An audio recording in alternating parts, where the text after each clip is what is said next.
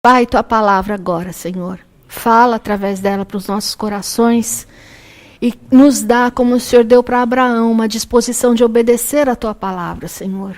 De crer na tua palavra. Essa é a fé que nós precisamos esta manhã. Não só ouvir, mas crer no que ela diz. Porque a fé vem pelo ouvir e ouvir da tua palavra. Por isso, nesta manhã, te entregamos esse púlpito, essa palavra, nas tuas mãos, que o Senhor permitiu que Tiago escrevesse. Que foi tão útil para a igreja primitiva, que seja útil para nós também agora, no nome de Jesus. Amém. Eu tenho aqui uns papéis, vocês sabem que eu creio que quando a gente anota um pouco as coisas que a gente escuta, a gente aprende melhor, né? Então pode passar aí para trás. Então vocês vão acompanhando aí a mensagem, vão anotando, que daí vocês levam para casa e vão... Tem uns lápis aqui, se alguém precisa de lápis ou caneta, pode pegar aqui. Se você já trouxe, não precisa pegar, mas se você precisa, pode pegar. O Rubem tem mais folhas lá. Eu acho que ajuda um pouco, né? Eu sempre escrevo e depois eu leio o que eu escrevo e eu aprendo a segunda vez e eu mudo algumas coisas que Deus vai falando ali na hora. Eu acho assim... Muito bem, já botaram aí meu negócio? Nem pedi, já botaram, mas tá bom.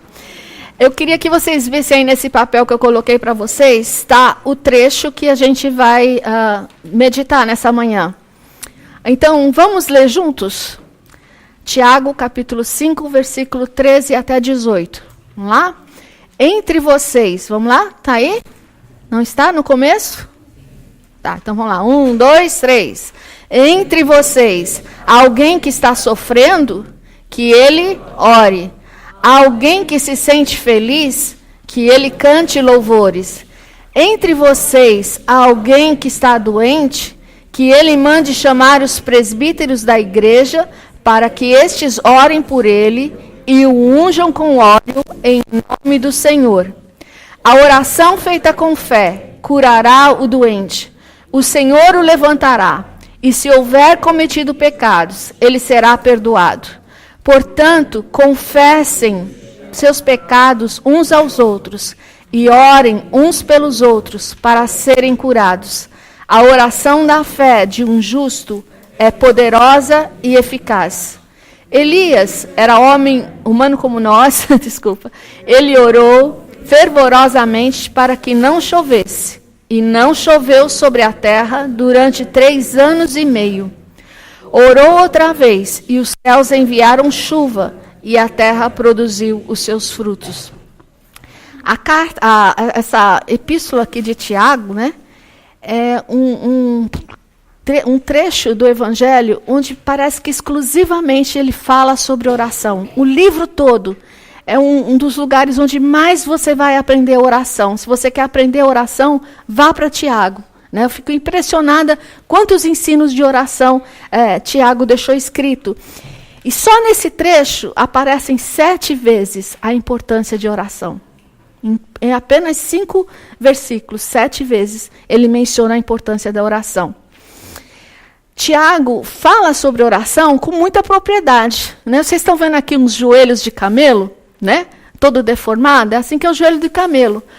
Tiago orava tanto, ele tinha tanto tempo de joelhos aos pés do Senhor, que ele foi chamado o apóstolo de joelhos de camelo.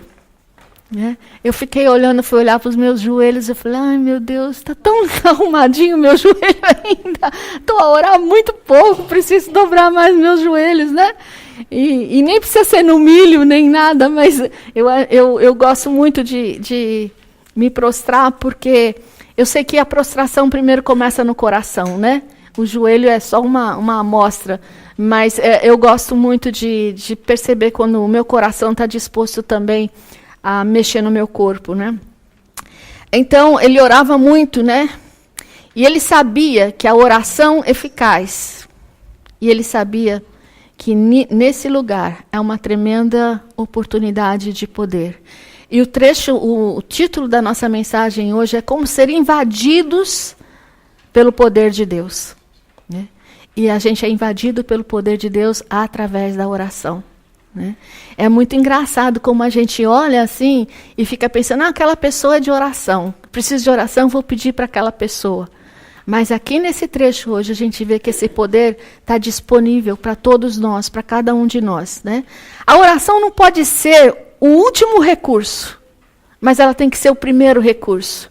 Aí diz que uma mulher chegou na frente da igreja e disse, meus irmãos, eu já tentei tudo, já procurei os políticos para me ajudarem, já procurei os médicos, já procurei todo tipo de informação que eu podia, não consegui nada, meu problema não é resolvido, por favor, vocês podem orar por mim?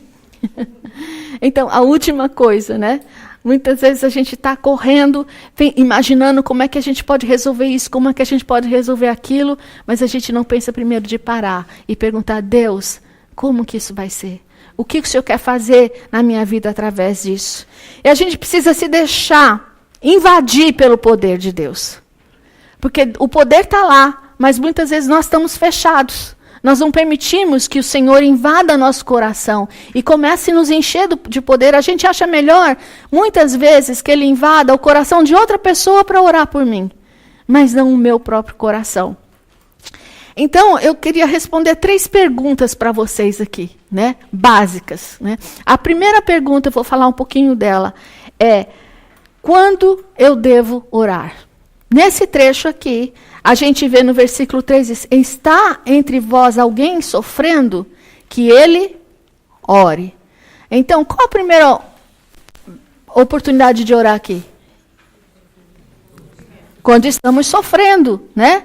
A igreja de Tiago estava sofrendo uma grande perseguição. E eles estavam sofrendo muito. Lá no capítulo 1 ele fala, tende vós o motivo de alegria ao passardes por toda aprovação, por toda perseguição. Na verdade, essa palavra sofrimento aqui no grego quer dizer quando você está embaixo de muita tensão. Quando você está vivendo estressado, né?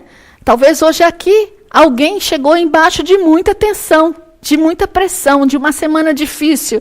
Eu ri com o Alexandre que ele chegou aqui, né? Ele falou, ufa, foi difícil, né? Preparar tudo, sair tudo com as crianças. Eu falei, não é fácil mesmo, né?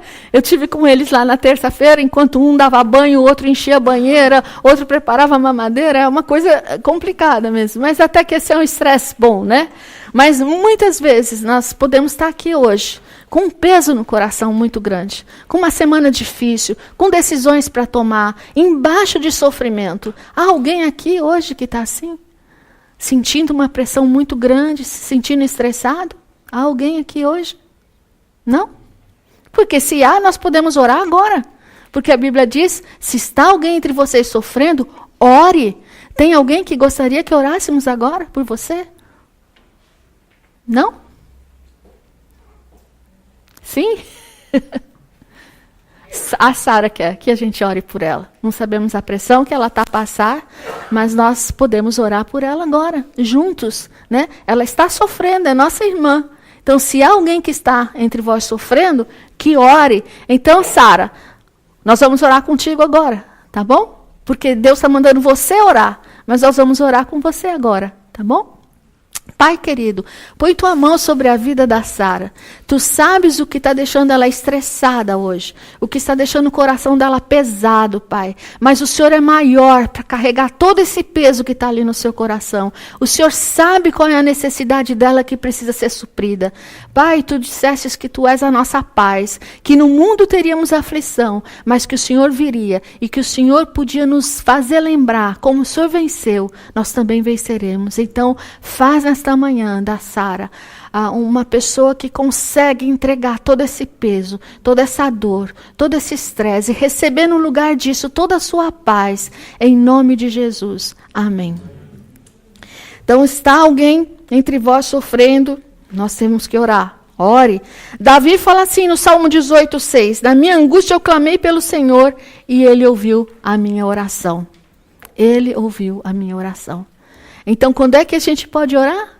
Na angústia, na dor, na tristeza, no sofrimento, no estresse, seja ele qual for.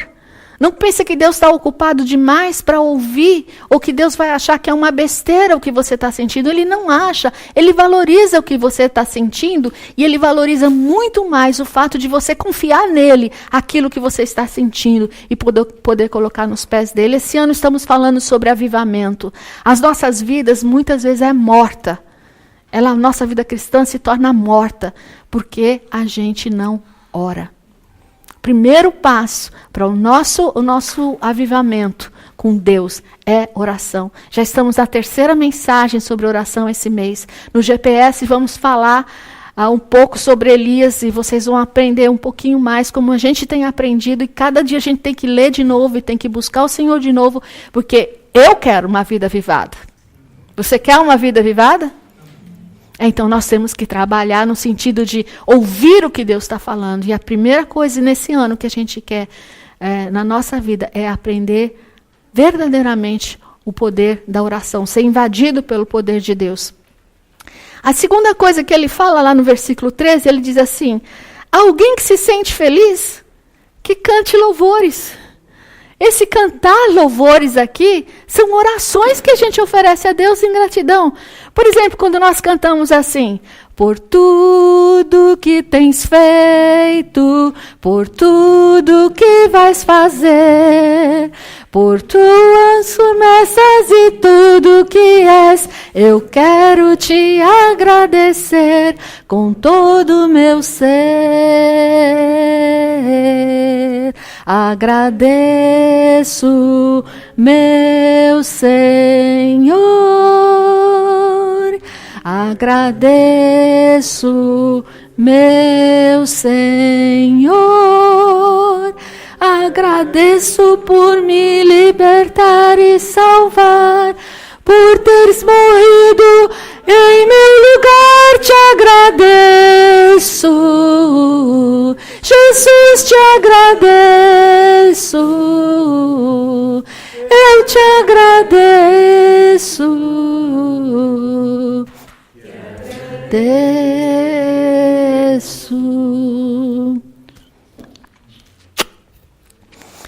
Nosso louvor é uma oração. E a gente tem que pensar, quando a gente está louvando, a gente está falando isso para Deus. Quando nós estamos felizes, nós também podemos orar. Né? E é isso, Tiago, ele via essa possibilidade também de orar na alegria. Não só de orar na tristeza, não só de orar quando estamos sofrendo. É muito fácil a gente correr para Deus também e pedir oração. Mas quando nós estamos felizes, né? Quando nós podemos perceber o que Deus fez na nossa vida. Às vezes Ele nem fez nada ainda, mas só o fato dele nos fazer lembrar quem Ele é e o que Ele é capaz de fazer, isso produz no nosso coração canções de gratidão. Né? Então, quando a gente está cantando, tem umas musiquinhas assim que a gente canta que faz bem para a gente, né? Que a gente gosta. Mas também, não é só isso, nós temos que fazer isso para Deus, é cantar em agradecimento a Deus o que Ele faz. A terceira coisa que Deus faz, então, quando devorar, primeiro, quando estou sofrendo, né? Colocou aí, vocês que estão me ajudando aí? André, acho que era melhor você ficar lá, viu? Porque você que sabe como é que era. Não. É porque eles estão usando o slide errado. Né? Acho que é melhor você ficar lá, porque a gente fez umas mudancinhas lá. Né? Não? Então tá. Então, primeira eu vou orar quando eu estou sofrendo, eu vou orar quando eu estou feliz. E a segunda parte do versículo fala assim, versículo 14. Entre vocês, há alguém doente? Que ele mande chamar os presbíteros da igreja, para que esses orem por ele, e o unjam com óleo em nome do Senhor. A tradução aqui dessa palavra, está alguém doente, ele está falando que alguém está seriamente doente. Alguém que está com uma doença muito séria. O que essa pessoa tem que fazer? Ela tem que chamar os presbíteros da igreja, a liderança da igreja, para ir lá orar por ela. Vamos pensar, a Bíblia fala pelo menos em três doenças que pode acometer a gente. Ela fala de uma doença para a morte. Eliseu, lá em 2 Reis 13:14, mostra que Eliseu, que era um homem cheio de fé, que era um homem profeta, né, que fazia muitos milagres, ele ficou doente. E Deus falou que não ia curar ele. Sabe por quê? Porque Deus queria chamá-lo de volta para casa. Então, há doenças que nós passamos que é o nosso final. Que Deus está nos chamando para voltar para casa. Eu pensei que Ele estava me chamando para voltar para casa. Quando Ele me trouxe de volta, eu falei, oh Deus, eu já estava tão pertinho, você me trouxe de volta, né? Mas há doenças, então, que o propósito dela, né, não é recuperar, mas é nos levar para viver com Ele lá no céu. Quer melhor cura que essa? Né? Uma grande cura. É engraçado, a gente tem medo dessa cura, né? Tem medo que essa cura não venha, né? Mas nós precisamos entender que às vezes, né? Muitas vezes nós temos familiares, pessoas que estão doentes, que já viveram todo o seu tempo, e a gente precisa entregar para o Senhor, né? E às vezes nós ficamos orando, não morre, mas aquela doença é porque Deus quer levar para casa, né? Eu me lembro da mãe do Samuel, que é uma mulher de Deus, uma mulher que viveu para o Senhor, né? Então, ela estava doente e eu comecei a orar, desculpa, mas eu comecei a orar assim, Senhor, leva ela para casa, porque essa doença é para o Senhor levar ela para casa, né? Com o Senhor. Então, nós precisamos ter essa percepção, né? Ouvir o Senhor quando uma doença é uma doença que não vai ter recuperação. Nós não sabemos qual é, mas tem algumas coisas que dão uns feeling na gente, né? Dá uma percepção na gente de saber que é hora daquela pessoa ir para casa. Uma outra doença que a Bíblia descreve é uma doença para disciplina, né? O propósito dessa doença, em 1 Coríntios 11, lá para o versículo 42, quando a igreja se reunia, e eles se reuniam na hora da ceia, eles iam lá só para comer e beber, e não levavam nada a sério, não se arrependiam dos seus pecados. E Deus disse que no meio deles haviam muitos fracos espiritualmente, que não discerniam a verdade e a obediência de Deus, né? Alguns que estavam já doentes mesmo, e alguns que Deus até tirou, né? Deus permite uma doença assim, muitas vezes, né? Quando uma pessoa está vivendo de forma contrária à vontade de Deus. É um tempo para que a pessoa possa se examinar e se arrepender. Quando levamos uma vida de pecado e não nos arrependemos, estamos atraindo doenças para o nosso corpo. Também isso é uma forma de disciplina, uma forma de Deus chamar a nossa atenção. De Deus tá doendo alguma coisa lá e eu tenho que parar e tenho que pensar, como é que está a minha vida? Não é que Deus está te dando um castigo, não. Ele está te dando uma oportunidade de se arrepender. De parar e pensar na sua vida. O que eu estou fazendo com a minha vida? Né? Se eu digo que eu sou crente, eu tenho uma boca suja, que fala tudo quanto era coisa feia, que não agrada a Deus. Se eu digo que eu sou crente e vivo brigando com todo mundo e reclamando de todo mundo, como é que é isso? Se eu digo que eu sou crente e não tenho vontade de colaborar com os meus dons na obra de Deus, não tenho vontade de contribuir, não tenho vontade, quero que todo mundo faça as coisas para mim. Então, muitas vezes Deus fala, peraí, meu filho, o que está acontecendo? Vem cá, que eu vou te ajudar a separar, para pensar um pouquinho na tua vida. Isso é amor de Deus na nossa vida. Oportunidade que Deus está dando para a gente pensar que a nossa vida não vive só em função de nós mesmos, daquilo que nós gostamos e queremos. Mas a nossa vida vive em função para agradar o Senhor, né? Para que a gente aprenda a palavra e pratique e mude a nossa vida. Nós não podemos continuar fazendo as mesmas coisas que fazíamos sem Jesus. Alguma coisa está errada se isso continua, né? A sua vida não está avivada. Se você quer um avivamento, avivamento fala de mudanças, de renovação, né? Uma terceira doença também que a gente vê, essa que a gente mais gosta, né? É doença para a glória de Deus. Deus permite essa doença com o propósito de curar, e assim essa doença será um testemunho para todo mundo. Né? Exemplo da cura do cego, né? Quando Jesus curou o cego lá em João 9, eu acho, versículo 2, e alguém pergunta assim, quem pecou? Foi ele ou foi seu pai? Jesus falou, ninguém pecou. Essa doença é para que a glória de Deus seja vista, para que o milagre de Deus aconteça e seja visto, né? Então nós temos que perceber essas três doenças que podem existir no meio de nós. E hoje em dia, eu nem gosto muito de falar nessa nesse tema que eu vou falar aqui, mas hoje em dia nós temos vários tipos de pregação a favor de cura, né? Nós temos aqueles pastores sensacionalistas, né? Que estão na televisão, que estão em vários lugares anunciando a hora da cura, o momento da cura, venham para cá, né? E muitas vezes essas pessoas estão se usando as pessoas doentes para se autopromover, né? Moisés, quando fez um milagre lá diante de Faraó, que ele jogou o seu cajado e se tornou serpente, os magos fizeram o mesmo milagre. Engraçado, né? Há milagres também que o diabo faz e que usa outras pessoas para fazerem.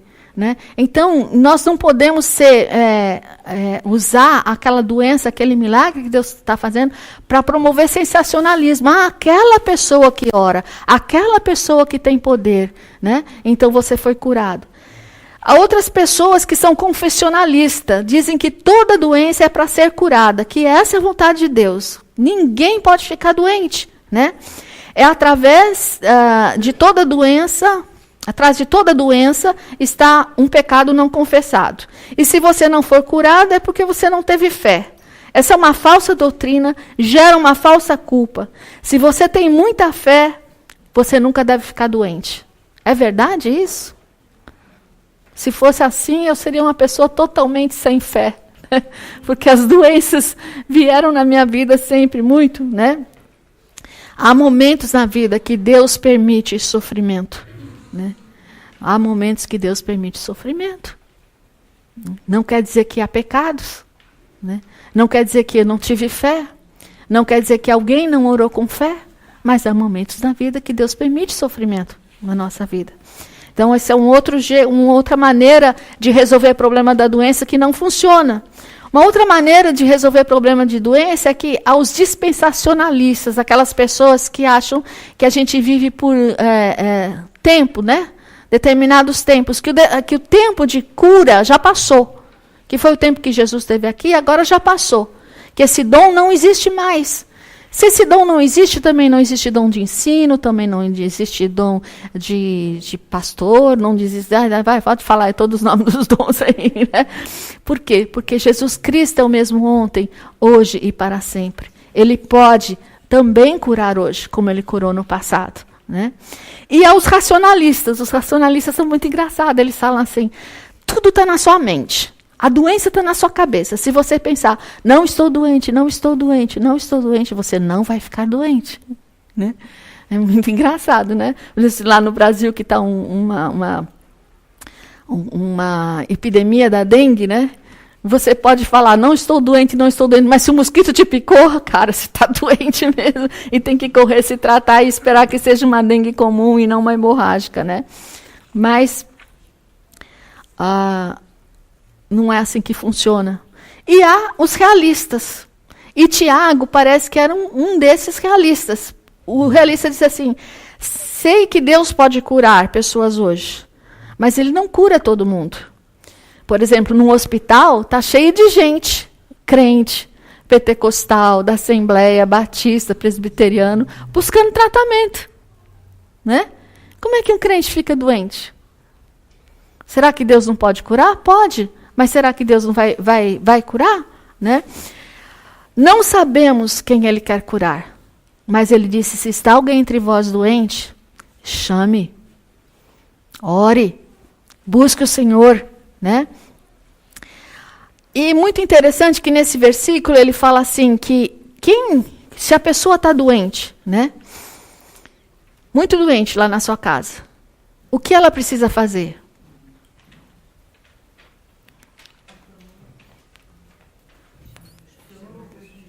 Fala, irmão. Chamar os presbíteros, porque normalmente a pessoa, se ela está muito doente, ela está debilitada, ela está emocionalmente cansada, ela não consegue orar por ela mesma. E ela precisa reconhecer isso, ela precisa reconhecer que há uma liderança que Deus instituiu, que pode ir lá orar por ela. Esse é um dos grandes benefícios, gente, da gente fazer parte de uma comunidade, da gente ser membro de uma comunidade. Eu não entendo como a gente consegue viver sem não fazer parte. Eu sou uma pessoa que gosto muito de estar junto, né? Que gosta de me sentir parte. Mas esses são os benefícios. Você fazer parte dessa congregação, dessa comunidade, você pode dizer assim, ei liderança, bora aqui, apesar que a nossa liderança vai de qualquer jeito, ela vai sempre orar. Mas você pode se sentir parte disso, não fica fora disso não. Entre para dentro do guarda-chuva aqui, né, da comunidade onde Deus está trabalhando, né? Está a trabalhar, desculpa. Ela vai orar porque fisicamente não consegue orar por si próprio, nem emocionalmente, né? Tiago não está a falar sobre ficar dependente de outros para orar, mas quando ela está fraca para orar. A importância e a bênção de ser parte de um corpo, uma igreja, é onde há uma liderança, onde há os presbíteros, onde você pode ir, onde eles podem ir até onde você está. E não precisam dizer assim, venham hoje aqui, que hoje é o dia da cura, hoje nós vamos orar. Né? Mas ela vai lá na sua casa, ela entra lá, né? Você pode requerer e ela vai entrar lá e vai orar por você. E aí diz também que vai ungir com óleo, né? A unção com óleo não é o óleo que tem o poder curativo, não. Porque até na Bíblia tem alguns óleos que fala que era bom passar e tal, mas não é terapêutico, não. A unção com óleo é o símbolo do Espírito Santo. É o Espírito Santo quem vai curar.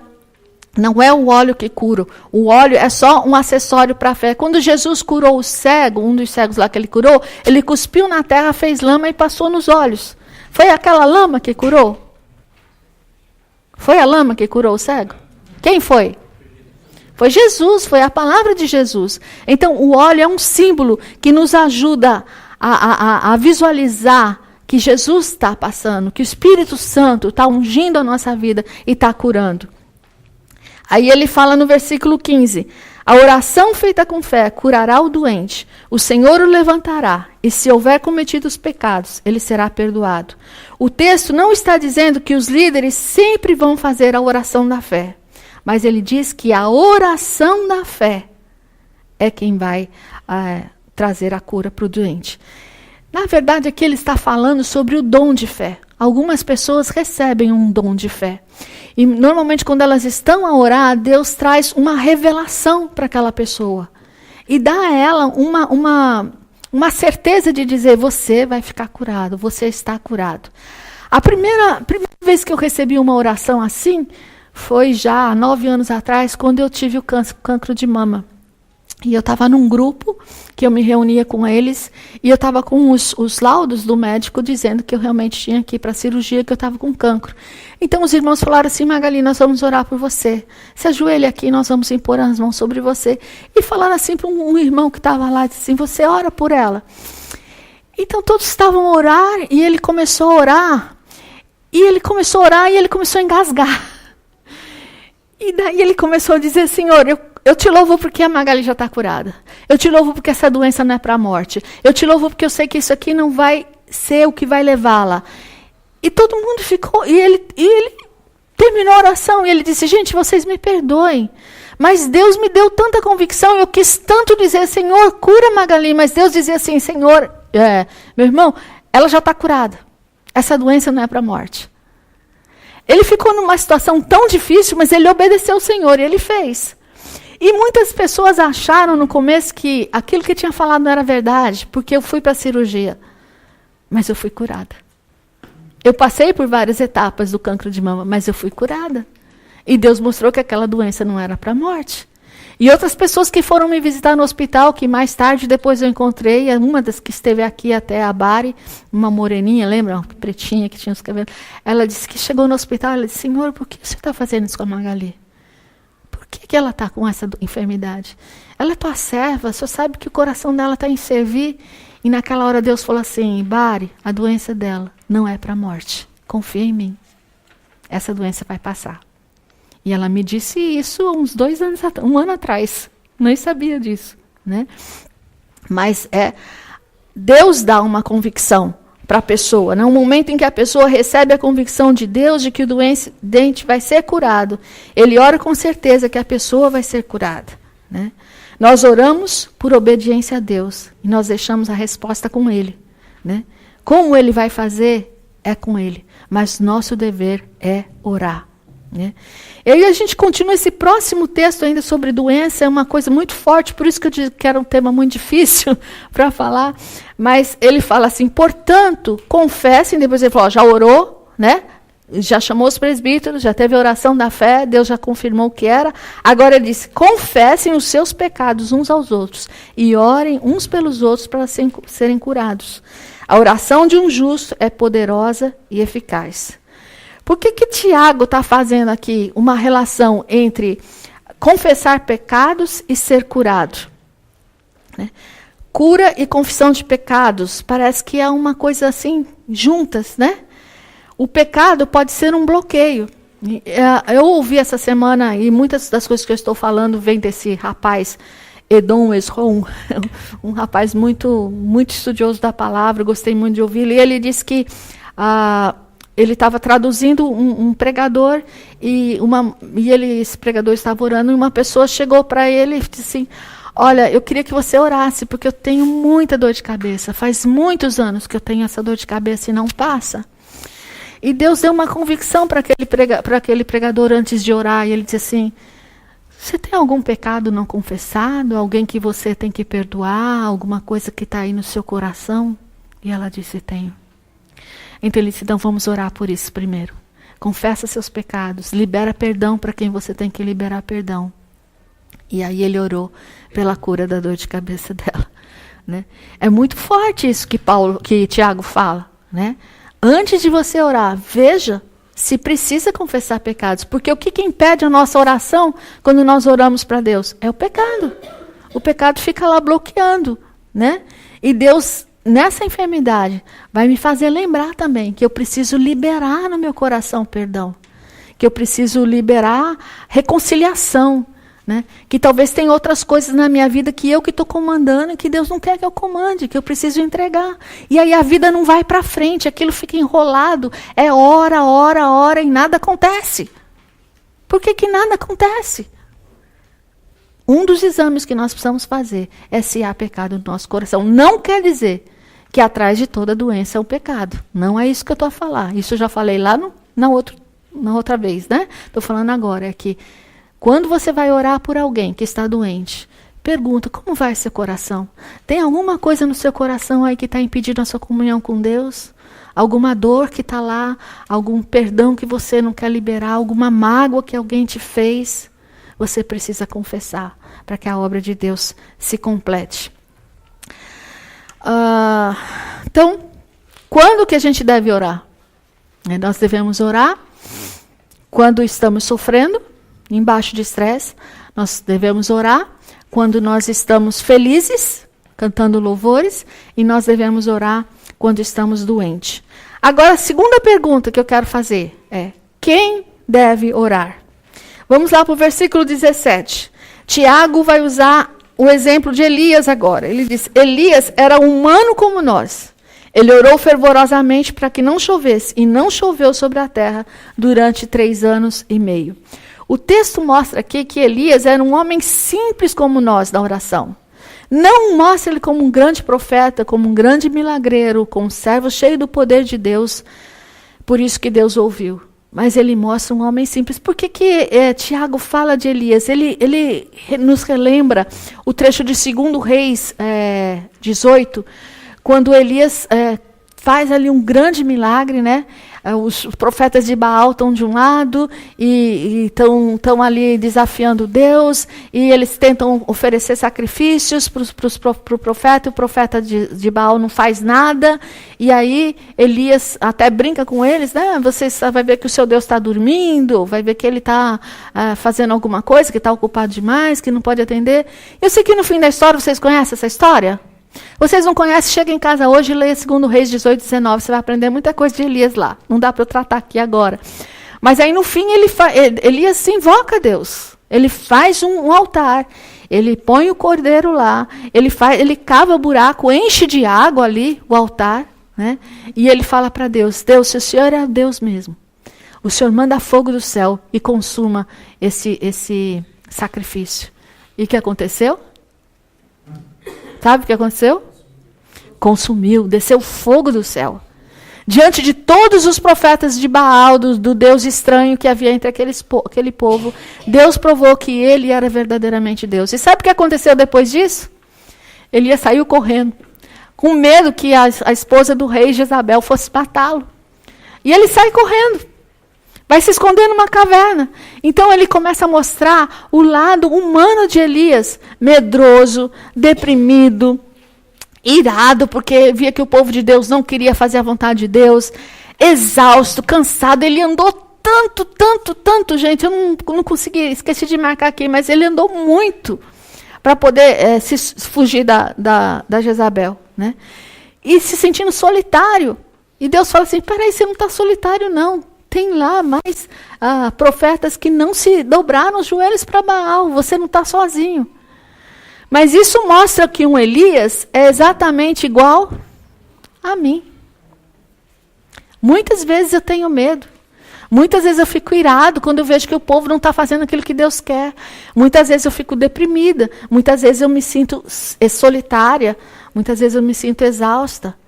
Mas o que Tiago está falando para a gente, se Elias, que era um homem assim, igual a gente, que tinha os mesmos sentimentos, mas ele ousou orar, ele orou fervorosamente nas suas orações, né?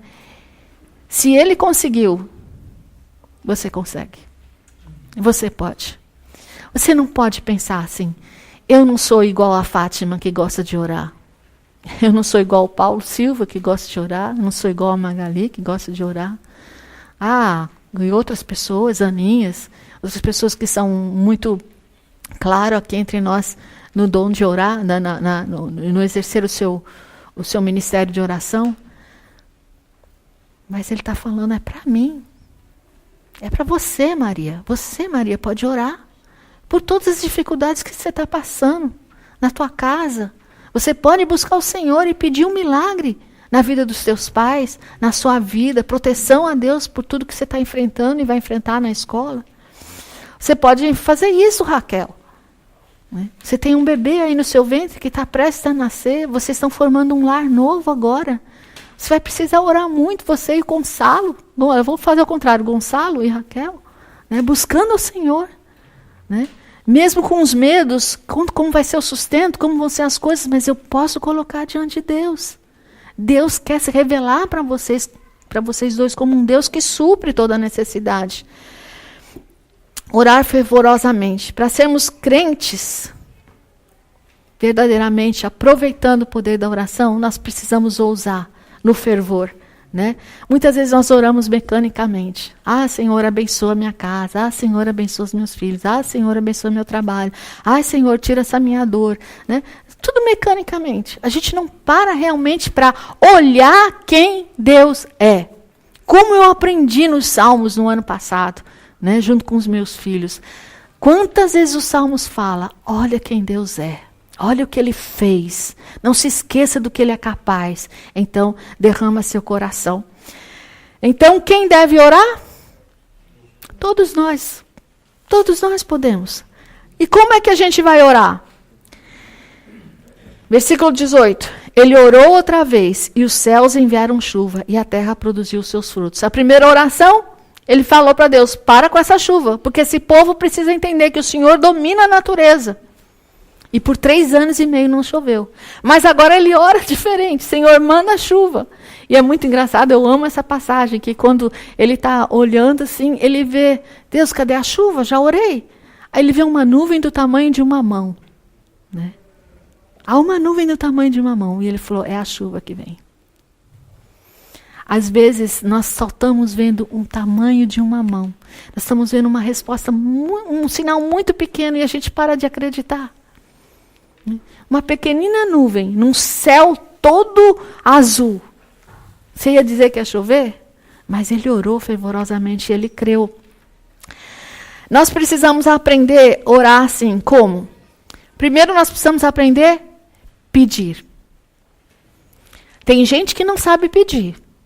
Tem gente que só sabe receber, mas não sabe pedir. Né? Aprender a pedir. Tiago diz que não temos porque não pedimos.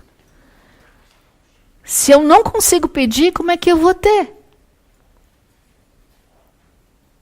Às vezes nós achamos que aquilo que nós estamos querendo, Deus não vai querer ouvir. Ouse pedir, peça para Ele. O Espírito Santo traduz as nossas orações diante do Pai. Então, se você ora segundo a vontade de Deus, se aquilo que você pediu não foi a vontade de Deus, Ele vai falar ao seu coração, mas peça, peça. Um filho não tem medo de pedir para o pai e para a mãe o que ele precisa. Né? Eu vejo que quando os meninos querem bolacha, eles falam assim, bolacha, bolacha, bolacha. Né? E a mãe sempre tem uma bolacha lá e faz uma sujeirada danada aqui na igreja, que eu tenho vontade de dar uns tapas neles no outro dia. Mas eles sabem pedir, por isso eles têm. Né? Nós somos filhos. O filho pede. Vou correr aqui. Segunda coisa é tem as motivações certas. Tiago 4,3 diz que vocês não recebiam porque pediam mal. Né? Eu preciso ter certeza que o que eu estou pedindo é para a glória de Deus e não para a minha glória. Aquilo que eu estou colocando diante de Deus é para a glória de Deus e não para a minha glória. Eu já estou terminando, se vocês puderem aguentar mais um pouquinho. Tá? Terceira coisa, ter uma vida limpa. Salmo 66, 18, o salmista diz assim, se eu atentasse para a iniquidade do meu coração, tu não me ouvirias. Se eu quero minha oração respondida, vida limpa, confissão de pecados. Terceira coisa, peça com fé. Tiago 1,6 fala assim, aquele que duvida é como uma... Lembra que ele fala? Tiago 1,6, aquele que duvida é como uma... Hã? Uma onda do mar, né? Para lá e para cá, uma hora está aqui, outra hora está ali. Não vai chegar em lugar nenhum. Arrebenta ali quando chega na praia. Não chega, não acontece nada. Vai fazer de novo, vai ficar para lá e para cá. Né? Então precisamos orar com fé. Né? E esse agitado aqui é preocupado, nervoso. Né? Vou me encher de remédios. Né? E quando a gente falou lá sobre confessar pecados uns aos outros, né? Isso é uma comunidade terapêutica. Nós precisamos resgatar isso entre o nosso meio. Da gente poder confessar as coisas uns aos outros e orar uns pelos outros. Né? Porque a gente não faz isso, a gente tem que procurar psicólogo, a gente tem que procurar médico, tem que procurar ajuda fora. Mas isso pode acontecer aqui no corpo de Jesus. Né? Bom, nós podemos resumir as 3 perguntas. Né? Quando orar? Quando orar? Quando eu estou, primeiro, em sofrimento.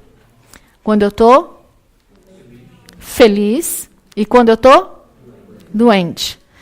Quem deve orar? Todos nós. Como que eu vou orar? Com ousadia, né?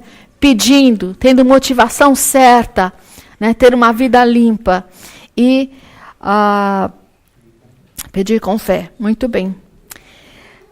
Concluindo, ore sempre e serás invadido pelo poder de Deus. Eu não sei como vai sua vida de oração, mas eu oro agora em nome de Jesus, que hoje você comece uma vida diferente de oração, um relacionamento novo com Deus. Busque esse avivamento do Senhor. Isso é só você e Deus, é Deus que vai dar para você esse avivamento. Não é um programa que a igreja vai fazer, ou que a igreja quer fazer, mas é uma coisa que você precisa querer buscar. Né? E que a gente se torne realmente uma comunidade terapêutica, que cuida uns dos outros, que ora uns pelos outros, que percebe quando alguém está sofrendo, que adora o Senhor quando alguém recebe uma bênção, né? E que ora fervorosamente, seja para parar o tempo. Né? Josué uma vez falou, para o sol, Senhor, para o sol. Vai ter entardecer hoje, para o sol. Deus falou, o que esse cara louco está pedindo para parar o sol? Foi isso que Deus falou para ele? Deus parou o sol. Deus parou. Nosso Deus é o Deus do impossível. Que tipo de Deus é o Deus que você está servindo? É um Deus que faz só aquilo que você acha que é bom? Ou você crê que realmente Ele é Deus do impossível? Que essa semana seja uma semana poderosa de oração na vida de cada um de nós. Que você tenha experiência de se prostrar, de começar a fazer calo nos seus joelhos, seja no joelho, seja no coração. De se dobrar diante de Deus e de descobrir o que Deus está querendo falar contigo. Para, descobre o que Deus está querendo falar contigo. Por que as minhas orações não estão a ser respondidas? Tem alguma razão. Deus quer se revelar. Ele é um Deus Pai. Ele é um Deus Pai. Que quer abraçar você e quer dizer, meu filho, eu estou aqui para ouvir a tua oração e para abençoar a tua vida. Chega de estresse. Chega de doença. Ou mesmo na doença, adore o Senhor. Mesmo na doença, adore o Senhor. Essa tem sido minha experiência. Tem sido minha experiência. E Deus tem fortalecido a minha fé para enfrentar cada enfermidade. Eu não sou gigante. Eu sou como Elias. Eu tenho medo. Eu fico exausta. Eu fico cansada. Mas é a oração, é no joelho no chão que Deus renova a minha fé. E que Deus faça isso com cada um de vocês. Em nome de Jesus, Senhor, leva a tua igreja para casa agora. E faz, Espírito Santo, uma obra em cada um de nós. Que nós sejamos unidos, invadidos pelo teu poder, Senhor, através da oração. Que nós saiamos, Senhor, dessa apatia com oração, dessa... Oh, Deus, a gente arruma tanta coisa para fazer. Nós temos tantas prioridades, menos orar, Pai.